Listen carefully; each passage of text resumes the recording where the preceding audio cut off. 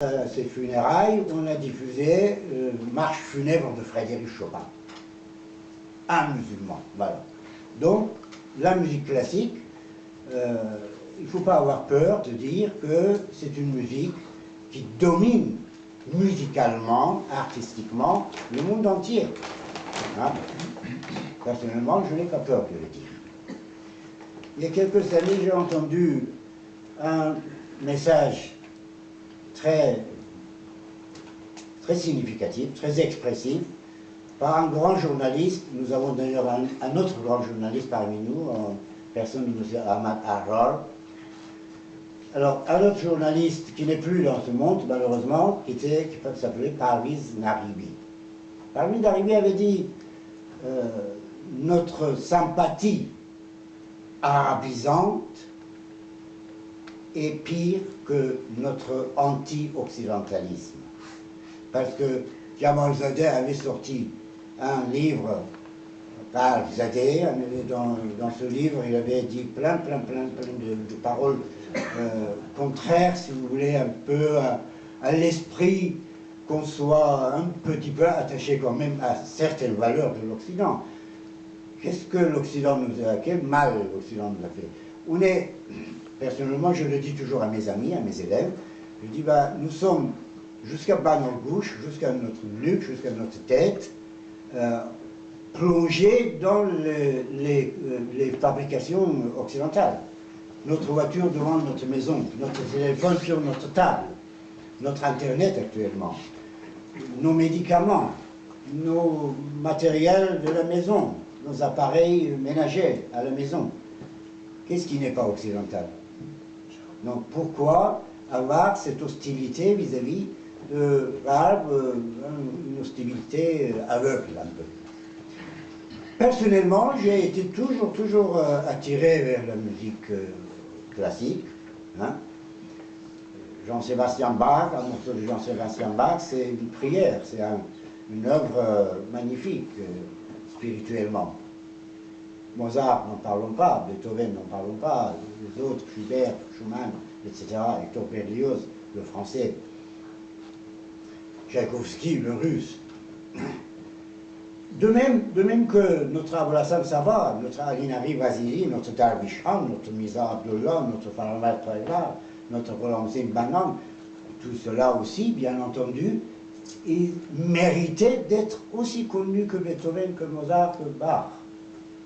Si on avait un peu plus de réflexion vis-à-vis de l'Occident. Alors, la musique persane maintenant. Hein, parlons de cette magnifique musique qui, pour moi, si ce n'est pas la musique la plus riche du monde, c'est une des 4-5 musiques plus riches de la planète. Car nous avons un trésor modal que je connais très peu d'autres pays ayant cette possibilité, cette expression si riche, si étendue. Hein? Tous les historiens, tous les chercheurs de l'histoire sont d'accord, en accord général, que la musique persane remonte au moins au temps de Gata de Zarathustra, notre grand penseur spirituel. Je ne l'appelle pas prophète, je l'appelle un penseur spirituel, un philosophe. Zarathustra chantait lui-même ses poèmes de Gata en chant. Après lui, bien entendu, tout le monde aussi continue cette tradition, jusqu'à nos jours même. En Inde, nos amis, nos compatriotes zoroastriens, partout dans le monde, ils chantent le Gata, le livre de philosophe, avec la musique, par le chant, par la voix humaine qui est un merveilleux instrument de musique. Nos cordes vocales, c'est mieux que tout autre instrument. Car nous avons la possibilité de dire aussi les poèmes en chantant, en jouant notre musique. Tandis qu'un instrument, un tar, un santour, un piano, un violon, c'est juste un son de musique. Un son agréable à entendre. Alors, il y a 2 points sur lesquels tous les historiens, tous les chercheurs sont en accord général. Premier, que le livre Gatha vient directement de Zarathustra. Donc il n'a pas été touché, il n'a pas été objet de changement, de manipulation, etc. On a peut-être sorti d'autres documents en parallèle de Gatha, mais le livre Gatha reste toujours Gatha. Deuxième point, sur lequel on est d'accord, on est en accord général encore, c'est que le livre de Gatha, les poèmes de Gatha étaient chantés en musique. Cela veut dire quoi? Cela veut dire qu'en Perse, en Iran ancien, la musique faisait partie de la cérémonie religieuse. Ce qui, hélas, n'est plus le cas depuis 1400 ans. Alors, retournons toujours en notre Antiquité, c'est plus beau, plus belle d'en parler. Le temps de Cyrus II, Cyrus notre grand roi perse, de la dynastie achéménide, tous les historiens nous racontent, en particulier les deux historiens grecs, Hérodote et Xénophon, qui auraient pu très bien écrire des choses contraires aux intérêts de la Perse, par rivalité, par jalousie, par d'autres sentiments un peu nobles. Mais ces deux historiens, justement, c'est eux qui racontent que Cyrus II, le grand roi perse, chantait, il avait fait de la musique un code de communication.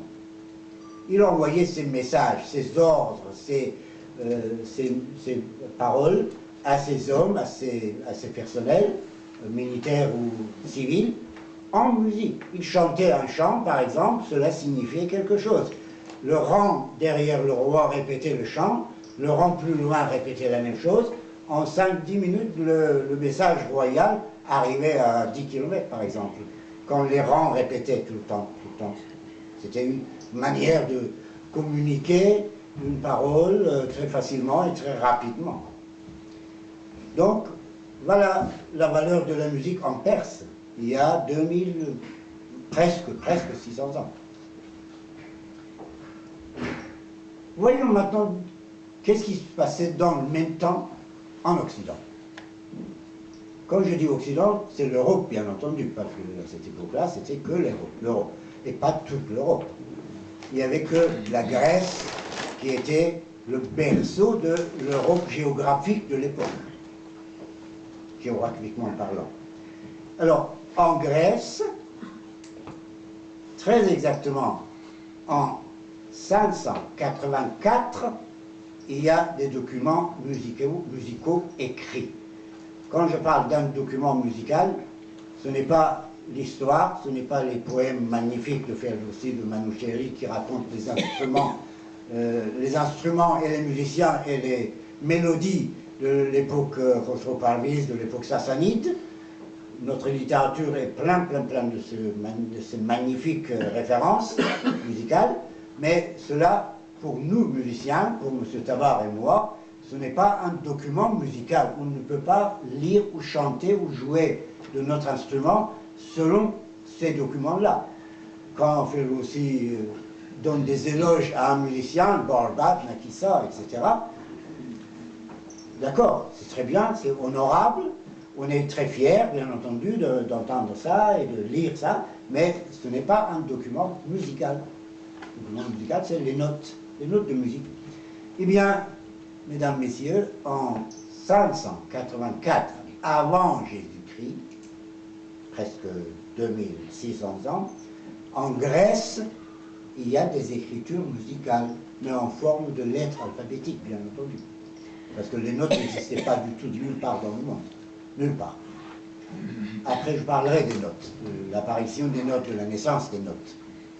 Des notes selon les formes que nous connaissons actuellement. Alors, en 584, je vais vous faire entendre 4 échantillons, 4 morceaux extraits, chacun à peu près 1 minute, 10 secondes peut-être. Le premier, c'est un instrument, c'est la lyre, L-Y-R-E, la lyre. Un instrument à cordes pincées, comme la guitare, comme le luth, comme le tar iranien par exemple. Voilà.